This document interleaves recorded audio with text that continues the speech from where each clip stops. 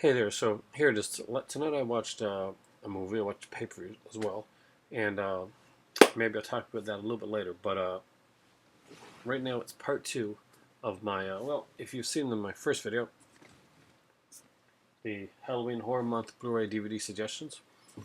Me and Cass were here and we talked about the first one, talked about a bunch of our suggestions and some cool stuff that we really, really liked, so I want to make this a kind of a continuous thing. That way, if you're watching these, let's say you go through the same horror movies every Halloween, and you're like, okay, I want to get something different, something new and unusual. Then this is it's the best way to do it, hopefully. And hopefully you guys can give me some suggestions down below as always. I'm going to continually try and introduce more movies and put some different stuff in there.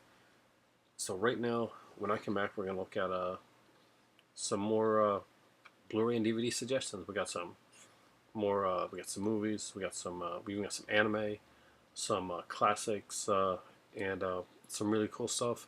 And I'll talk about the features on some of these too. And there's a couple of these here that I think haven't got talked about enough. So let's get.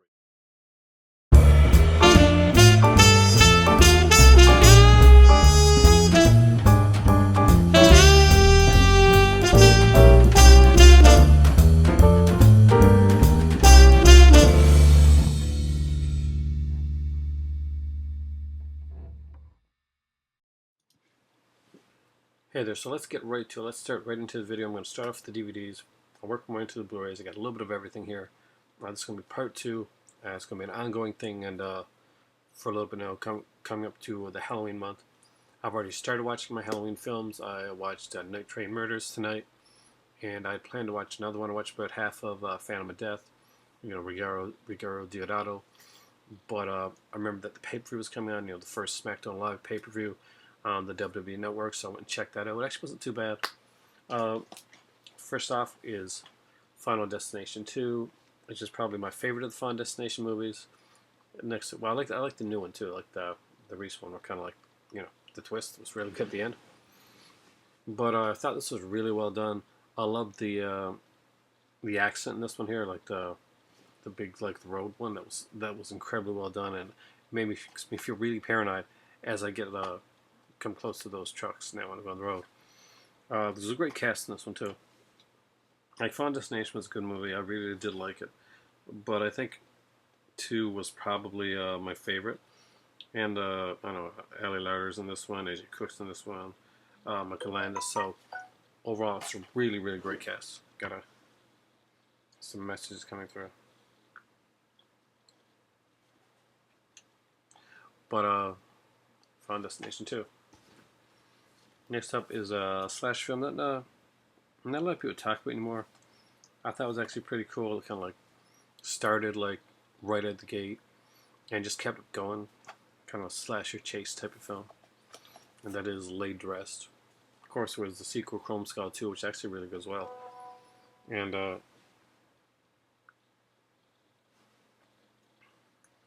I just really actually dug this one. Gotta turn my phone down.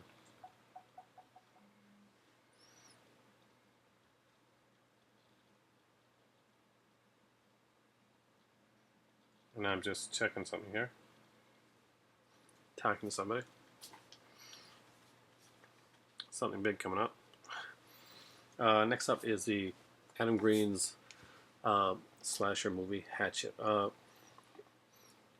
It really did kind of like bring back the kind of the feel of the old school 80s slasher to me.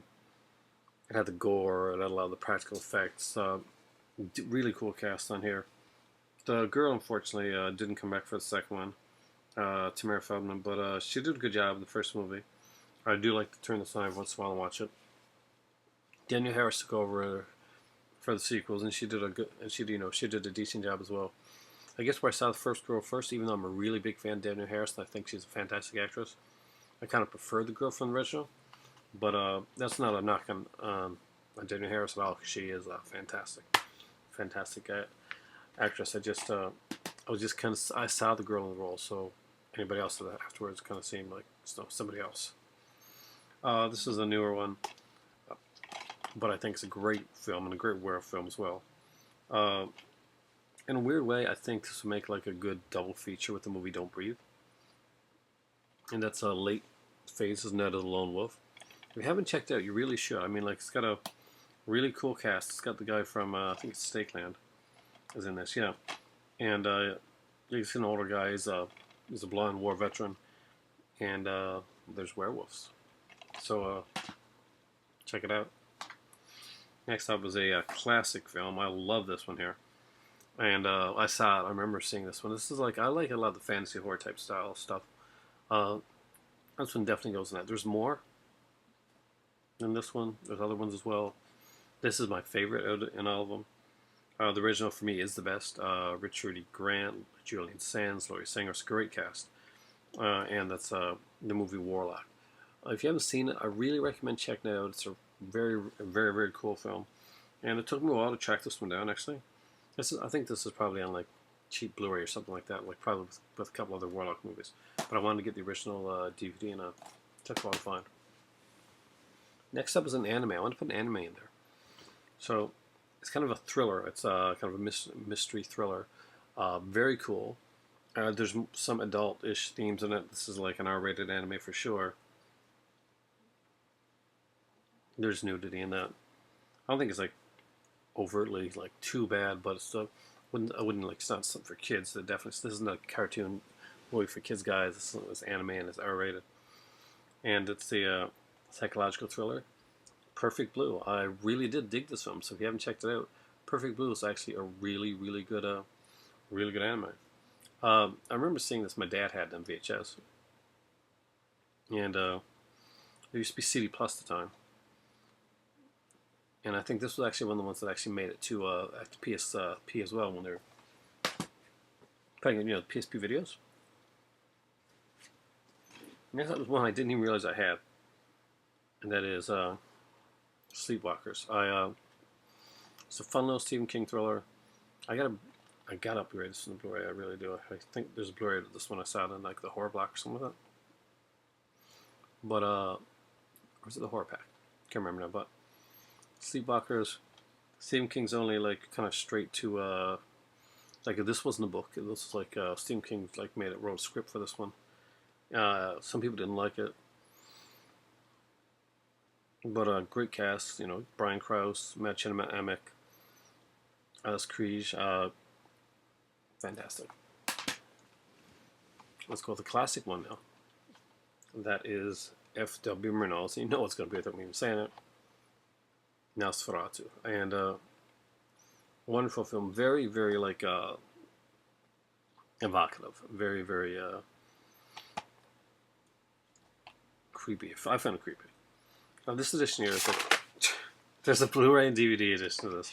I actually squeezed this, but there's like a ton of features on this one, so I'm gonna put it in there see if you guys can see it.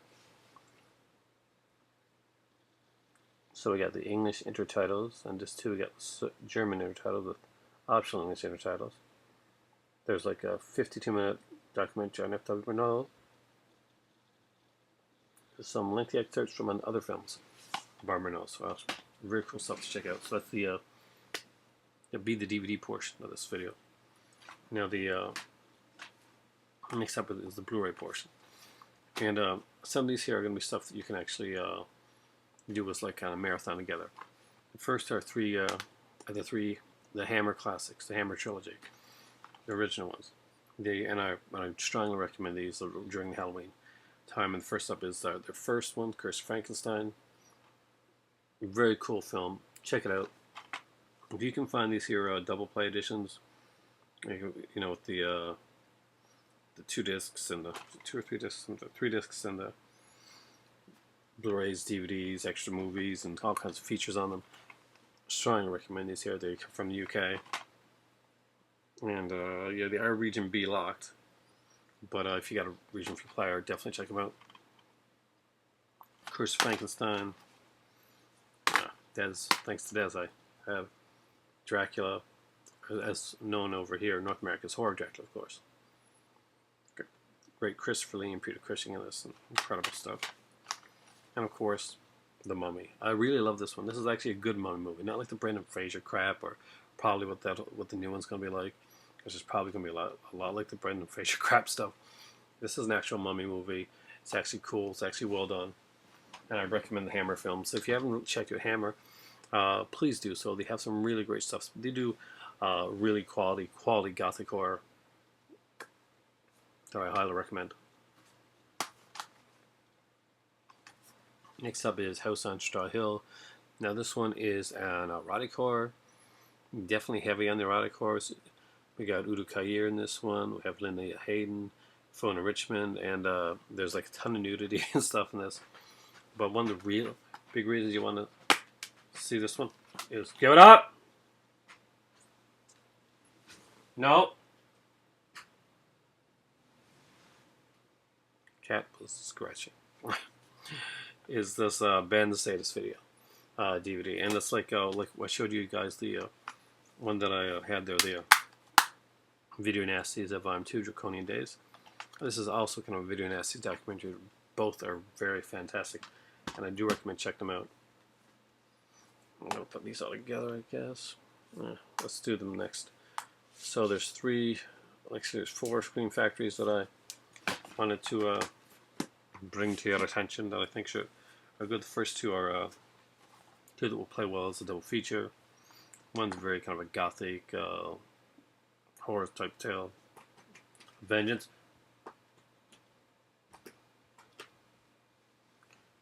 I may have to go and skin a cat. No, I never do that. But that's Pumpkinhead and Pumpkinhead 2. I really like both of these films for different reasons. Pumpkinhead, of course, is a classic film. It's got great creature effects. You got Lance Henriksen, a great cast there. Pumpkinhead 2, I find this a lot of cheesy fun. It's a little bit brighter than Pumpkinhead. Like obviously, this is like the more kind of the ghost stories Pumpkinhead, kind of creepier tale around the campfire type thing. This is more Hollywood right here. My better half actually likes Pumpkinhead 2 better than Pumpkinhead, and to each their own when it comes to that type of stuff. I like them both. I have fun with both of them. Also have to recommend the classic, fantastic People Under the Stairs, Wes Craven one. It's got the right blend of like horror and dark humor. I find the cast in this one is actually really, really good. I find my legs going to sleep right now.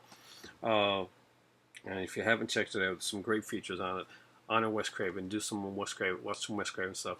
And not just Nightmare on Elm Street. Watch some like different stuff that he did, because he put out a lot of good stuff. And one of those things was the People Under the Stairs. I got a couple Scream Factory Arrow videos that I want to put along with this as well. So I'll do those 3 as well. I got 4 Screams and 3 Arrows. So first off, Lucio Fulci's classic film, The Beyond. The whole Gates Hell trilogy, if you can, if you got them all there, definitely it's the 3 great ones to watch. There's The Beyond, Save the Living Dead, and House by the Cemetery. But if you can only watch one of them, The Beyond is a great one. It's very stylish, very well done. Shows like what Lucio Fulci is actually capable of when he like really lets himself go and like kind of like just surrenders himself to the genre. I think it's a classic. I really do. And there's some scenes like I'm scared of spiders and stuff. Like arachnophobia that bothered me a little bit, obviously, but it is a fantastic film. These next 2 are 2 special editions that I put out that I think everybody should have when it comes to the Arrow stuff. First one is Blood Rage. It's actually kind of a cool Thanksgiving one, but it's kind of fun one. There's not many Thanksgiving horror movies. It's like the Poltergeist and the tricky ones. But this is a fun watch. Way better than I thought it was going to be. About these twin brothers. One's good, one's evil. There's some kind of like really like what's her name? Louise Lasser does a great job. She's a very kind of like eccentric like style role, but I think it's very like it could seem kind of over the top, but I think it's a very kind of like layered, different, unique role. I like what she did with the character. It could have been like so over the top, like that girl in Sleepaway Camp, the aunt. But I really did like Blood Rage. The lead actor was actually pretty good as well. But for all of them that came out, this one's probably my favorite.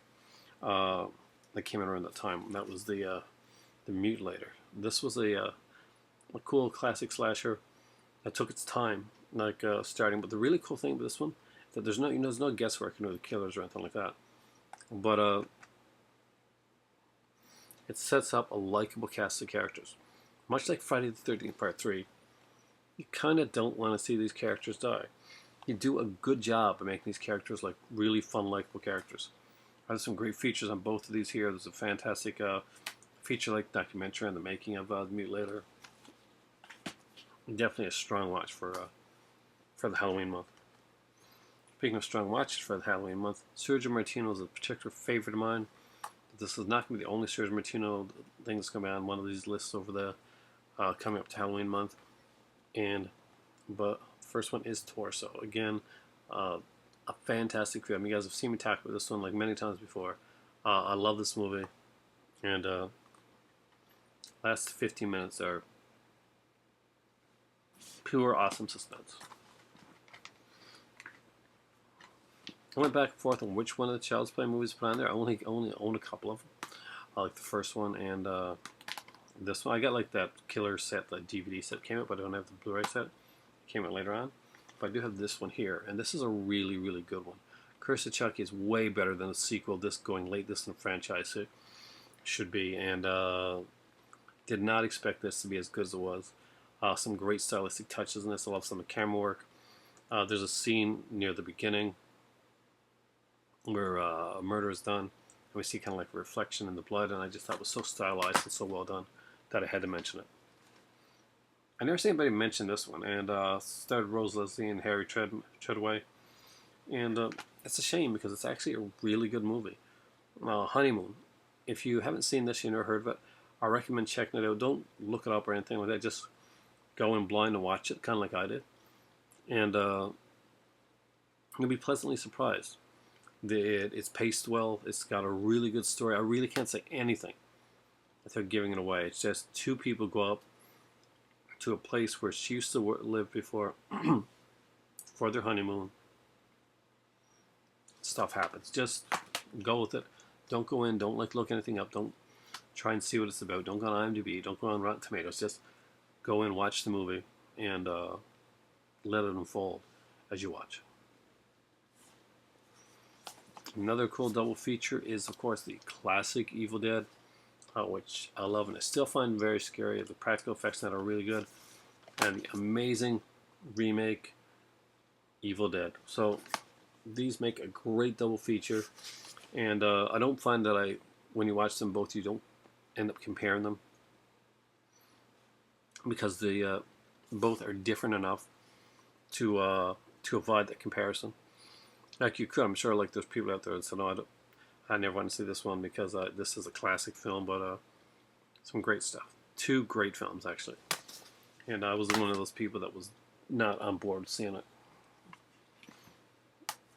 Next up is White Zombie. I really, really like this one, and if you're gonna pick it up, I recommend this Kino Classics edition. This is like there's more features on this than on the other edition that came out. There's some, not a lot, it's a lot of features, just like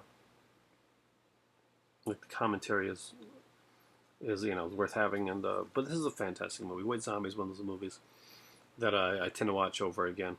Bela Lugosi did a great job in this, and it's just a very cool character that he plays, and it's like has a cool, nice visual look to him as well. If you haven't seen White Zombie, Kino Lorber did a great job on it. Definitely worth checking out. Next up is a personal favorite of mine. People either usually like this or hate this, and it usually depends on what they take on the twist. And like I tell you guys every time I mention this movie, it's all about perspective. And that is High Tension.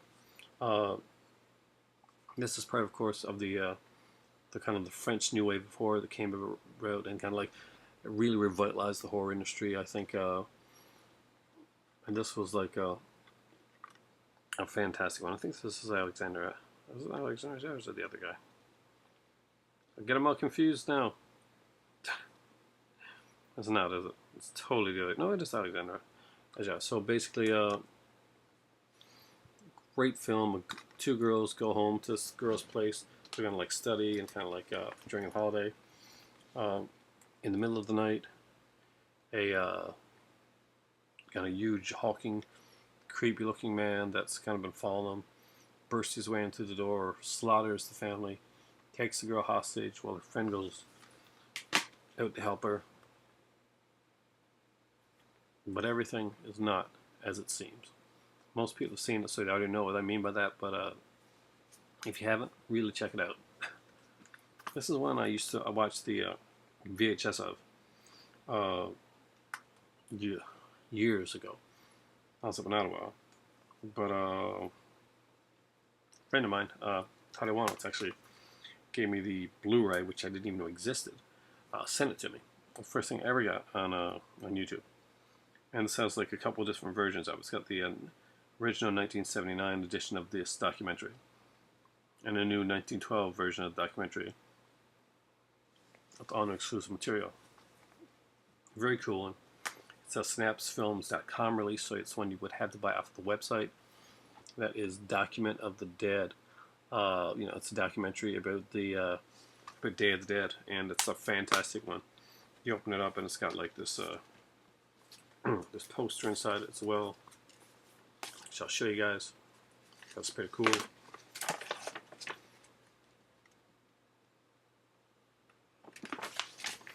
And let's see, it has the original Document of the Dead as well as the new one. They're both of them come on Blu-ray discs, I think. I think they do. Yeah, they do. So they both come on Blu-ray, and ta-da!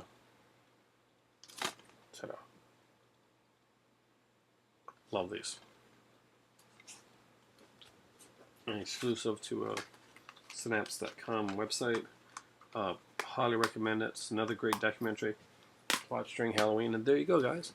Not too long. This is one of my shorter videos, but I wanted to get it in there. This is number 2, with more coming as we get as we go on closer in Halloween. I'm gonna do more of these. Recommend movies. Hopefully, you're gonna find stuff here like, oh, I forgot about that one, or oh, I hadn't seen that movie. I guess I'll check it out. That's kind of what I want to do.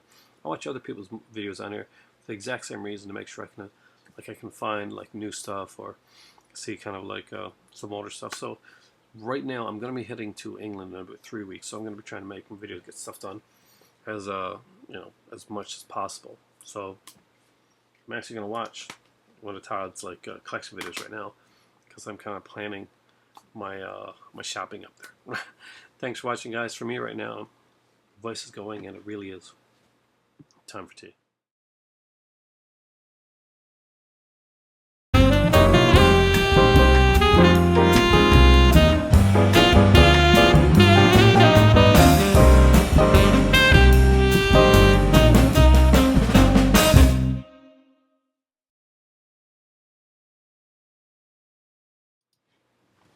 So, thanks for staying for the after credit sequence. Here's kind of like a mini review.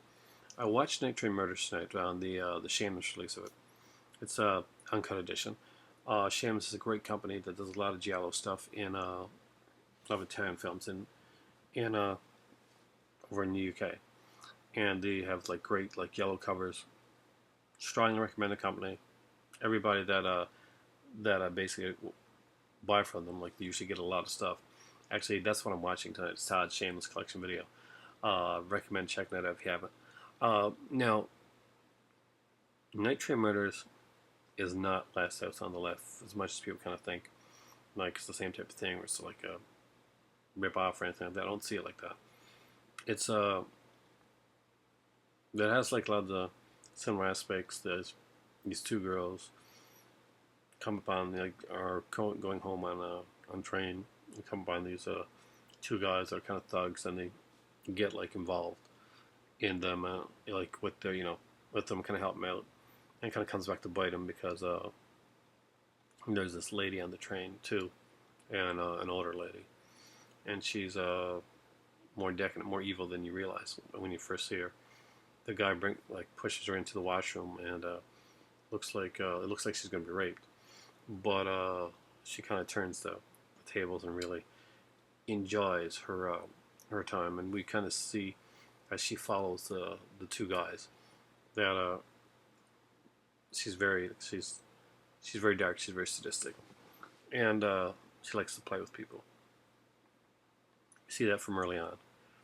As we follow, the train's going to get delayed, so you make the mistake of getting onto another train that doesn't have very many people on it, and it goes dark from there. I won't like ruin it for you. It is a disturbing film. There's not a lot of nudity or anything like that. The scenes that are there that are done, there's definitely nobody will ever accuse this movie of trying to be titillating or trying to like arouse. It's very dark and it's very disturbingly done. There's the the nudity in it at all is like to a very minimum degree, but the disturbingness of like what happens to them, that is like amped up to like an 11, and it's like cut with scenes of like the parents like dinner party, and that kind of makes you feel a little bit more like you don't you get to like these girls and you get to like their parents, and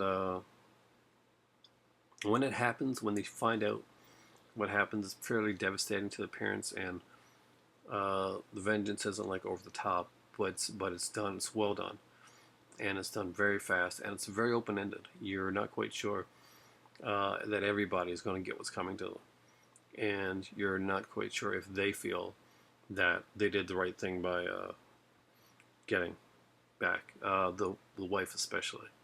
But it is a fantastic film to watch. Just know you're in for like a darker ride when you're going to watch it. It's not like a Charles Bronson or anything like that. There's no over the top like revenge sequences. It's very like stylistically done, very well done. I really did enjoy it. I felt I don't know if enjoy is the right word, but you know what I mean. It's one that I really was kind of got into, and was glad to have watched it, and like the way that that they did it. I like the style of film.